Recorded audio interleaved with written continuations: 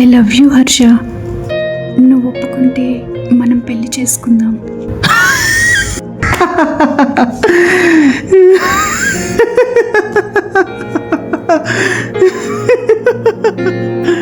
ఏంటి జోక్ చేస్తున్నావా?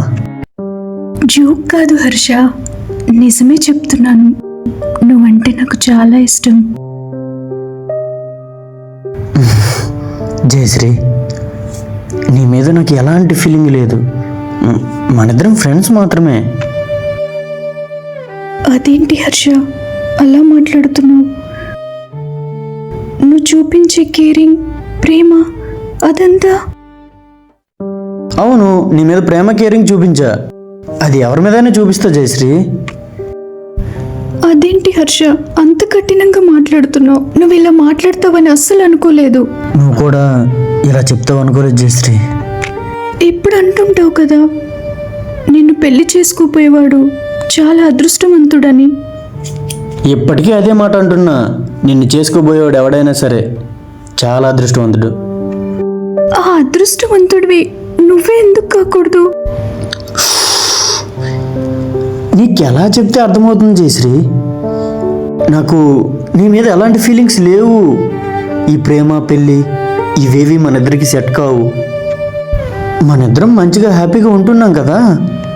ప్రతిసారి నువ్వంటే ఇష్టం అంటుంటే నువ్వు నన్ను లవ్ చేస్తున్నావు అనుకొని పొంగిపోయేదాన్ని. నాకు నిజంగా నువ్వంటే ఇష్టం జయశ్రీ. కానీ అది ప్రేమ అనుకుంటే అది నీ భ్రమే అవుతుంది. చూడు జయశ్రీ, ఇప్పటి వరకు మనం ఎలా అయితే ఫ్రెండ్స్గా ఉన్నామో ఇక మీదట కూడా అలా ఉంటానంటే మన బాండింగ్ కంటిన్యూ చేద్దాం. లేదు ఈ ప్రేమ పెళ్ళి అన్నావంటే ఇంకెప్పుడు నీ మొహం చూపించక జయశ్రీ.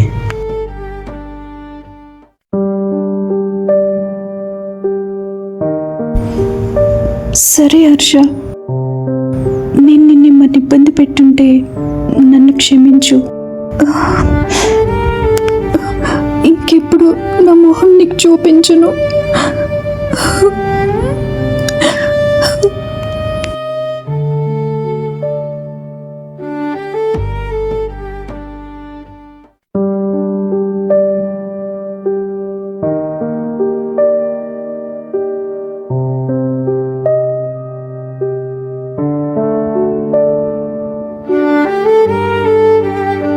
జయశ్రీ, నువ్వు ఎలాంటి అబ్బాయిని హస్బెండ్గా రావాలని కోరుకుంటున్నావు?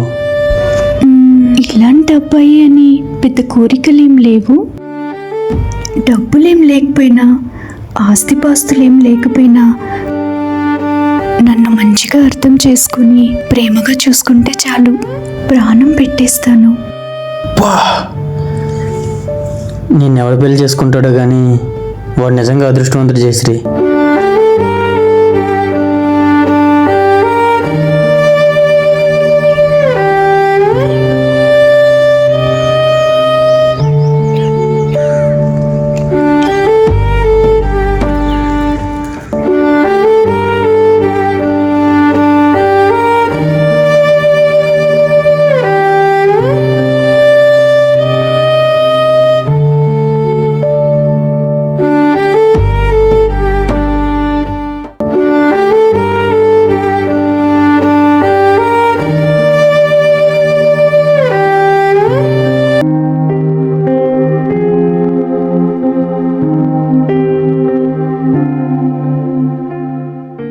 హలో, అరే మామా.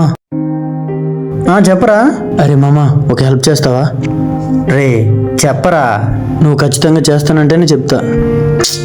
ముందు విషయం ఏంటో చెప్పరా. లేదు మామా, నువ్వు నాకు ఖచ్చితంగా హెల్ప్ చేస్తానని ప్రామిస్ చేయి. అరే మామా, నువ్వు నేను చిన్నప్పటి నుంచి కలిసి తిరిగాం, కలిసి పెరిగాం. నీకోసం ప్రాణం ఇస్తారా? చెప్పు. రే మామా, నేను జయశ్రీని 1 yearగా లవ్ చేస్తున్నారా.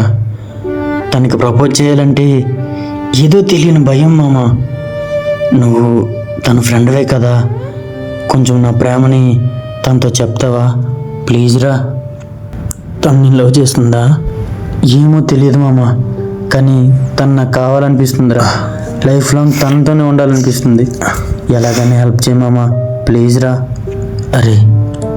అరే మామ, ఒక్క విషయం చెప్తా చూడరా, నీకోసం ఏదైనా చేస్తారా, కానీ నీ తరపున నేను మాట్లాడడం అంటే అది కరెక్ట్ కాదు మామ. నీ లవ్వులో నిజం ఉంటే ఖచ్చితంగా తను యాక్సెప్ట్ చేస్తుంది మామ. నిజంగానా? నిజంగా యాక్సెప్ట్ చేస్తుంది మామ. నాకేం అర్థం అవ్వట్లేదు మామ, తను నా లవ్ని యాక్సెప్ట్ చేస్తుందో లేదో భయంగా ఉందిరా. అరే నేను చెప్తున్నా కదా, ఖచ్చితంగా మీ ఇద్దరు పేరు బాగుంటుంది మామ. థ్యాంక్ యూ మామ, thank you so much.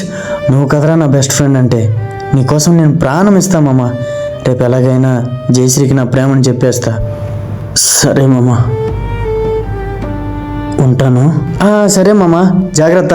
Love యూరా.